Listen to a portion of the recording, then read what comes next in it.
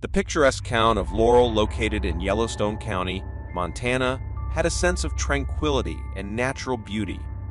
The town was surrounded by hiking trails, camping areas, and serene, picturesque lakes, which made it a paradise for lovers of outdoor activities. Parades and festivals were commonplace in Laurel, filling the streets. With a lively energy and sense of celebration, the locals were proud of their town, as evidenced by the interesting author stores and great restaurants that dotted the streets. The atmosphere was always warm and welcoming, with a sense of calm, mutual help, and neighborly kindness. All this atmosphere of tranquility lasted until one day. One of the town's 7,000 residents was Lori Bray, a 57-year-old woman who worked at the local casino. Lori lived a quiet and, in truth, happy life, preferring the company of her two faithful dogs, Mac and Nicky. Despite her quiet and peaceful lifestyle, Lori had a large and loving family. She had a son, Justin, who she loved dearly and with whom she interacted daily, and 5 grandchildren who brought even more parental joy into her life. She also had many brothers, sisters, nieces, and nephews who treasured their connection to her and communicated often. Lori had a deep love for animals, especially dogs. She often donated money to charities and organizations, searching for homes for abandoned or lonely dogs. In addition to charity work, Lori has also provided fostering services with dogs to her friends and coworkers when needed. But most of all, she loved her 2 dogs, spending many hours every day with them, exercising and walking them. Her kindness and gentle nature were well known to all who knew her. Kathy, Lori's former roommate, described her as the sweetest, kindest person in the world. She spoke of Lori's soft voice, wonderful personality, and friendly smile that could brighten anyone's day. Lori was always ready to lend a helping hand and was someone people could rely on in times of need. However, Justin, Lori's son, recognized that his mother's trusting nature might one day play a cruel trick on her. She was inclined to see the good in everyone, even when there was good reason to doubt the sincerity of a person's intentions. Despite this vulnerability, Lori remained steadfast in her belief in the inherent goodness of humanity. On the evening of September 30, 2019, as usual, Lori Bray finished her shift at the local casino and headed home. She didn't know yet that this ordinary evening would soon take a terrifying turn. The next morning, Lori's boss, Kathy, noticed that Lori hadn't shown up for work and became concerned. As Kathy drove to work on the secluded and deserted road, she noticed Lori's car parked at a strange angle at an intersection. Out of curiosity, she decided to look into the situation. Meanwhile, Lori's son, Justin, also sensed that something was wrong. He didn't get his mother's usual morning call, wishing her a good day, and was becoming increasingly anxious. He decided to visit her house to see how she was feeling, and everyone was okay. When he arrived at the place, he noticed that the car, Mom, was missing, and her 2 dogs, Mac and Nicky, were hungry, unsupervised, and clearly no one had walked them. This was very unusual, since Lori always cared very much for her beloved pets and would never forget them. Looking around the house for any signs or clues, Justin found nothing out of the ordinary. The bed was neatly made, indicating that Lori had not slept here the previous night. The silence in the house was eerie, which increased Justin's anxiety. He called Kathy to bring her up to speed, and they agreed to meet and together to look at Lori's car. After examining the car, Justin verified that it was indeed his mother's. The sunroof was open, and they found a purse and a phone inside the car. Oddly enough, the phone was still taking calls, and the charge would have lasted several more hours. Despite their curiosity to start the car and look for clues, Justin and Katie decided it was better to go to the police. They dialed 911 and reported the mysterious circumstances of Lori Bray's disappearance. As they waited for help to arrive, questions raced through their heads. What could have happened to Lori? Why had her car been abandoned at that intersection? The once peaceful town of Laurel was now filled with an air of uncertainty and fear. When police arrived on the scene with Lori Bray's car, they saw a disturbing sight. Bloodstains covered more than half of the back seat, indicating that a violent crime, scattered clothing, including Lori's damaged underwear, screamed to the assembled crowd that he had been forcibly removed. There was also blood on some items of clothing. It was clear that Lori Bray was the victim of a heinous crime. After that, Lori was officially reported missing. The news spread quickly through the city, and residents banded together to organize a massive search in hopes of finding her. Lori was well known in town, and her friends took to social media to draw attention to her disappearance. One heartfelt plea stood out: she would never abandon her dogs. This is definitely not like her. Someone must know something. Even the smallest clue will help us in this endeavor. I encourage everyone to pray for her safe return home. The public reaction was overwhelming. People created their own search parties, determined to find any trace of Lori. The media got wind of the story, and it became a hot topic of discussion among the public. The fact that something so unusual had happened in their neighborhood only intensified the intrigue. The place where Lori's car had been found made the search even more difficult. The grassy, muddy terrain made orientation difficult. The field seemed to stretch on endlessly, making it even harder to find any trace of Lori. News reports began to surface of her friends, volunteers, and police combing the field north of Laurel, desperately searching for any clue that might lead them to the girl. It has come to light that she was last seen Tuesday evening as she left her workplace. As the search continued, more and more people joined in trying to find Lori. Relatives and friends of the missing woman banded together in a group of 660 people, keeping faith to bring her home safely. Sheriff Mike Lindner expressed his disappointment with the lack of progress in the investigation, saying that despite a thorough search of the area where Lori's car was found, no significant evidence was found.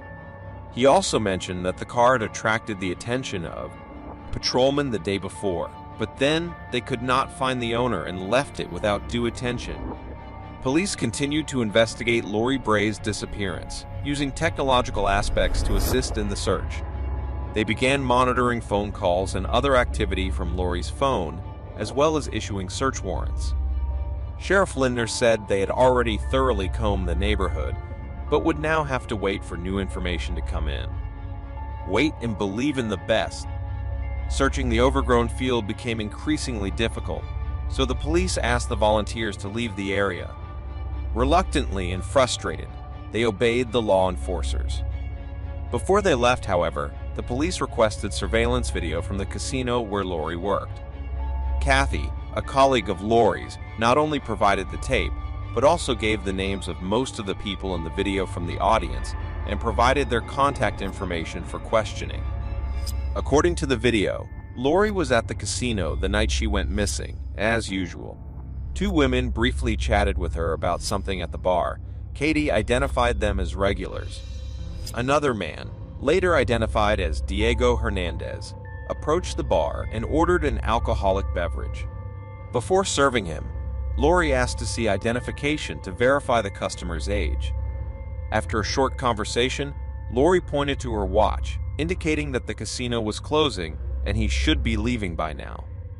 At 11:20 p.m., Lori grabbed all of her things, put them in her bag, closed the casino doors, and headed for her car, which was parked right outside the building.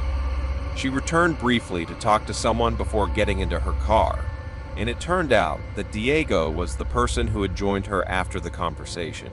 Surveillance footage did not show that anyone else was near her at the time.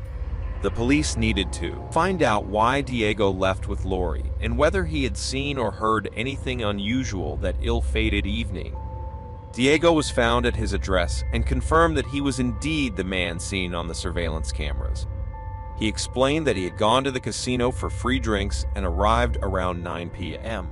Within a few hours, he was playing slot machines and talking to the people around him.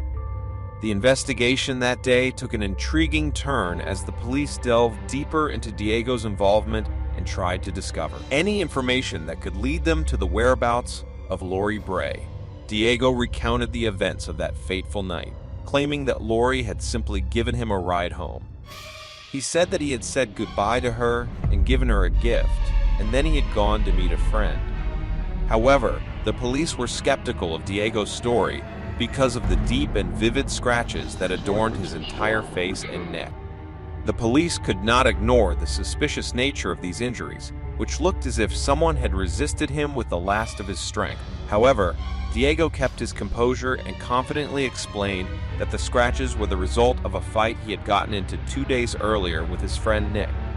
According to Diego, their altercation had occurred after a visit to a local strip club, during which Nick's rings had inflicted cuts on his face. Despite no evidence of deception during the interrogation, the police remained unconvinced by Diego's explanation. They left in their own way, still considering him a suspect in Lori's disappearance. Authorities were able to locate Nick, who confessed to the scuffle that occurred in his car. He described how Diego suddenly began to behave inappropriately, which caused him to restrain Diego by grabbing his head and eventually pushing him out of the car. However, Nick was shocked to learn the extent of Diego's injuries and claimed that there was not a single scratch or injury during their fight. Nick had no motive to lie, since he had already admitted to their quarrel, and the scratches had nothing to do with their encounter. Although Nick's testimony partially coincided with Diego's version of events, the police were left with no alternative theories other than Diego's possible involvement in Lori's disappearance. The presence of Diego in her car and his confession of it as the last known person seen with Lori only increased suspicion. Although surveillance footage from the casino did not confirm the scratches on Diego's face at that particular moment, additional footage from another bar a few hours earlier showed no signs of injury. With renewed determination, the search team reconvened in the early morning hours of October 2, determined to continue working throughout the day. The mystery of Lori's disappearance continued to be a mystery, leaving questions unanswered and haunting the residents of the once quiet and peaceful town. In the evening, a man riding his ATV in the woods came upon a horrifying scene. He found the lifeless body of a naked woman lying on the ground.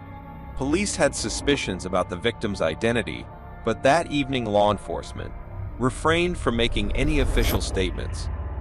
The media learned of the discovery and reported that a female body had been found, but the police remained silent about confirming the victim's identity.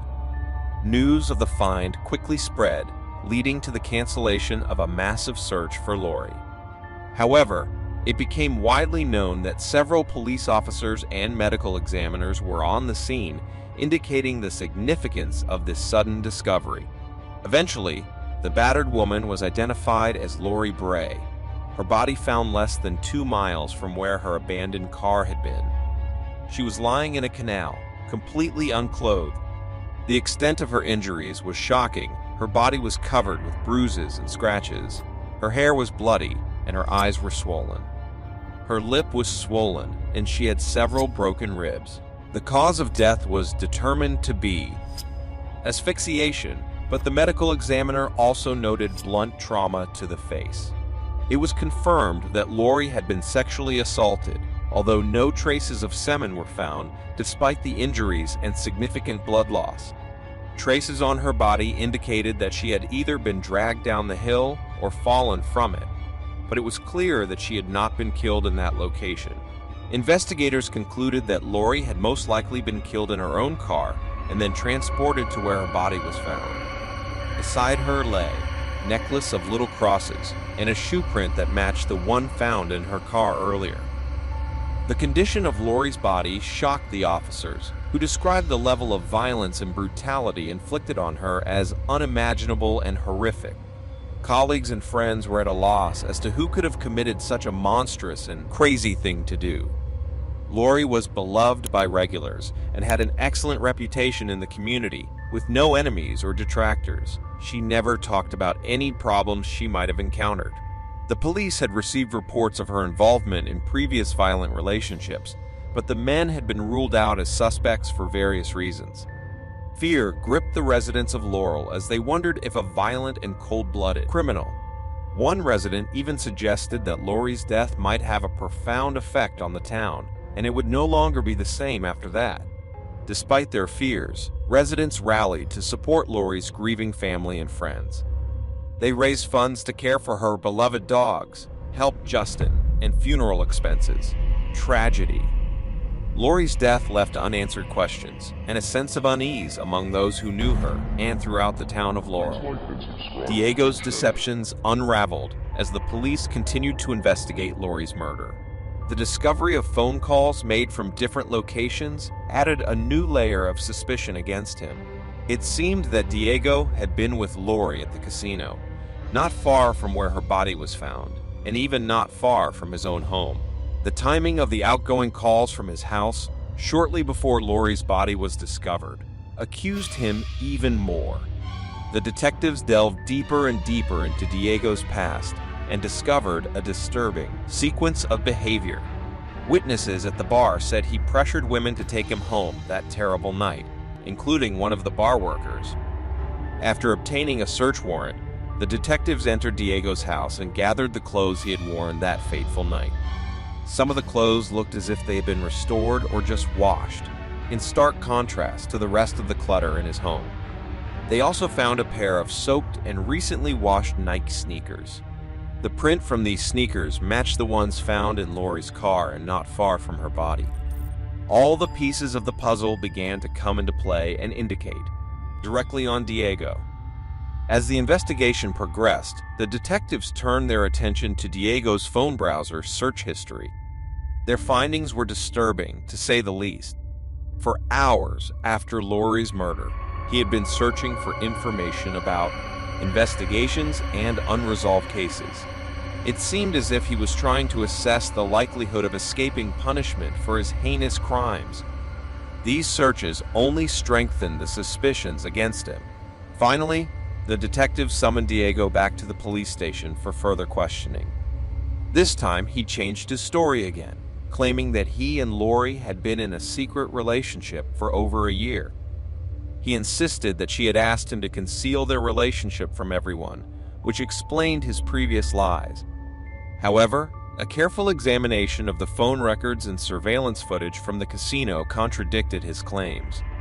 There was no evidence of any communication between them prior to that very night, and the tapes showed only brief interactions between them to verify their identities. The accumulated evidence against Diego became undeniable when his DNA matched the DNA found on Lori's body, under her fingernails, and in the car. The police had enough evidence to press charges, and Diego's web of lies began to crumble. On October 8, 22-year-old Diego Hernandez was taken into custody at his home around 8 p.m. In a shocking turn of events, Diego Hernandez, a young man whom everyone loved and who seemed to others to be a polite and decent young man, was arrested and charged with the murder of Lori Bray.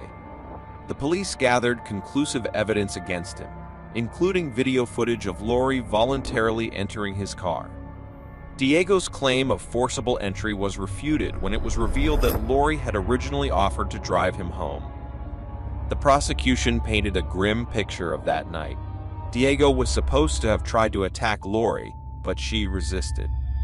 Unfortunately, she was able to resist, and was brutally beaten and strangled. Diego's changing testimony, from claiming a relationship to denying hurting Lori, only strengthened his charge. As news of the arrest spread, the community came together to honor Lori. At her favorite park, where she was walking with her dogs, a memorial service was held. Charity fundraisers were organized, and proceeds were donated to the organizations that Lori supported during her life. The outpouring of love and support directed to Lori showed the impact she had on those around her. Diego's trial began in March 2021, where he pleaded not guilty and continued to insist on it. Defense counsel offered alternative theories, arguing that Lori's car may have been contaminated prior to his search by law enforcement. They also pointed to traces of drugs in Lori's system, suggesting that she may have been hiding a relationship with Diego just as she was hiding a substance addiction. However, the prosecution dismissed these allegations as baseless and absurd. The trial presented a true and solid story of that night, bringing forward more and more evidence pointing directly to Diego. Former bleach stains on his clothes, suspicious internet searches, and eventually a DNA match on Lori's body made his guilt obvious to all. After deliberation, the jury found Diego guilty on all charges and sentenced him to life imprisonment without the possibility of parole. While justice was served, the town of Laurel continued to struggle with the shock and trauma of Lori's murder. The local community slowly began to forget about it, but the lingering unease served as a vivid reminder that violence can strike unexpectedly, even in a tight-knit and friendly community. The case profoundly affected many people, both those who knew Lori well and those who had never met her before. Residents of the town experienced a collective sense of loss. One resident stated that it really changed the sense of intimacy and safety they all felt before the incident. They had all lost a truly special person. Kate said that Lori was just a very gentle and loving soul, and that no matter what anyone did, she always saw only good in people. Please like and subscribe to the channel.